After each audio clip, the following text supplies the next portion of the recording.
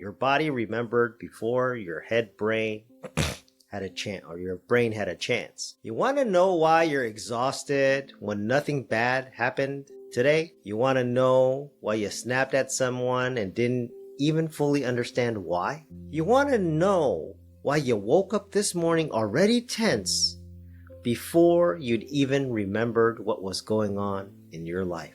You want to know why telling yourself, I'm fine, I'm calm, there's nothing to worry about, does absolutely nothing? It's because the anxiety isn't living where you've been trying to fix it. Let me tell you what happened to me. It's 2 a.m. I'm in my 40-foot motor coach on vacation to Banff National Park in Canada. It's quiet outside, the kind of quiet that should feel like rest. See, nothing is happening, no notification, no noise, and I'm lying there, and my chest is just tight, jaw locked, stomach running this low-grade scan like something's about to happen. And then the inner monologue starts. Did I lock the side door? That email, did I phrase that right? What if tomorrow's conversation goes sideways?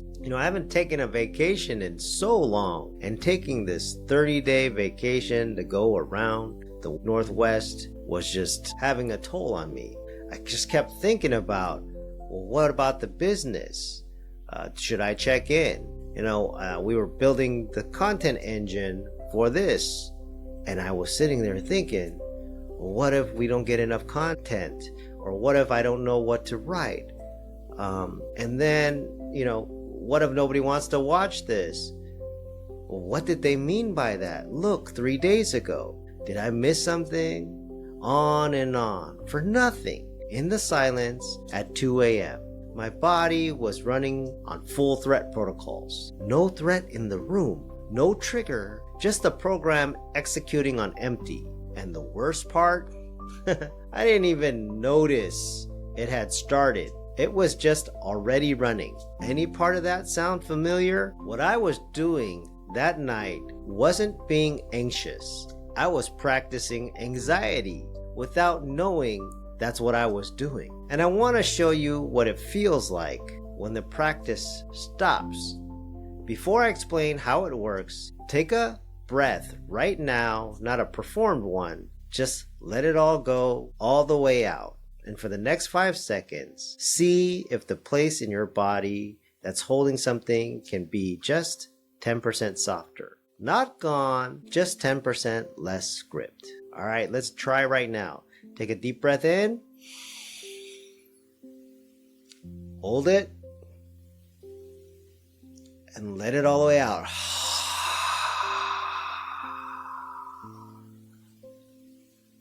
Slowly notice your body, if it got 10% softer anywhere, in your jaw, in your shoulders, or anywhere. See that small thing you just felt? That little release? That is your body remembering that it doesn't have to brace for something that isn't there. That's the destination. Now let me show you how we get there. There's a researcher named Bessel van der Kolk. He spent decades working with people who had experienced trauma, everything from single large events to years of chronic stress. And he found, documented across hundreds of cases, was this: the body keeps the score.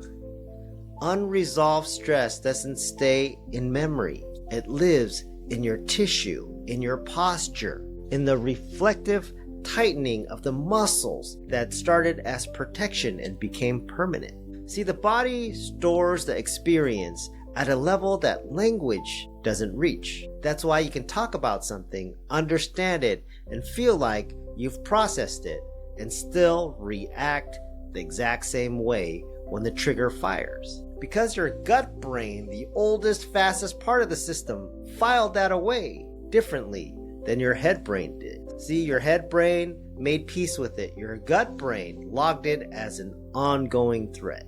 So here's how that works. You have 3 brains, not one. Your head brain, which is in charge of logic, analysis, language, the part you think as you. And then there's the heart brain, for connection, belonging, love. And then lastly is the gut brain. It's for survival, pattern detection. It's your autopilot. The gut brain processes roughly 1 billion bits of sensory data per second, and your head brain can only process about 10 bits. 10 bits. So when something scary happens, especially repeatedly, your gut brain recalibrates. It says, this world requires constant vigilance. Stay ready, and it adjusts your baseline accordingly. See, researchers call this hypervigilance. It's not a malfunction, it's adaptation. Your system did exactly what it was designed to do. The problem is, it never received the update that said, that chapter is over. So here's where most approaches fail. You go to therapy, you read the books, you do the breathing, you understand the patterns, you know your triggers, you know why you react the way you do, and then the trigger fires and you react exactly the same way. That's not a failure of insight, that's a mismatch of levels. The reflex was written at the body level, through repetition, through experience, through your gut brain, logging the patterns below the threshold of consciousness. And knowing operates at the head level. You cannot reach the body level habits with the head level tool. See, Kolk's research made this plain. Healing has to be somatic. The body has to learn safe, not just hear it. The body needs different reps, different experience stored at the same level where the old pattern was stored. So what does that actually look like? It starts in the gap between the trigger and the reaction. See, there's a tiny 5-second window. Maybe. Most people blow through it without knowing it's there. The 5-second reflex frameworks starts by finding that gap, not with affirmations, not with better thinking, with recognition. Where do you feel the trigger in your body?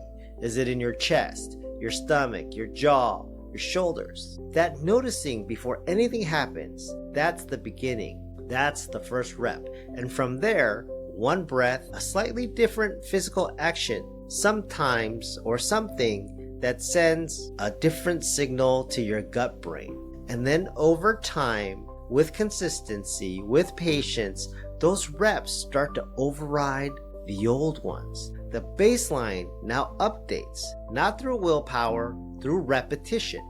My name is Jerry S. Lin. People know me as the architect of choice. What I want you to leave with is this. You are not an anxious person. You are a person whose body learned anxiety through repetition without your permission, because it was doing its job. And what a body learned, a body can unlearn. Same mechanism, different practice. If this shifted something for you, subscribe.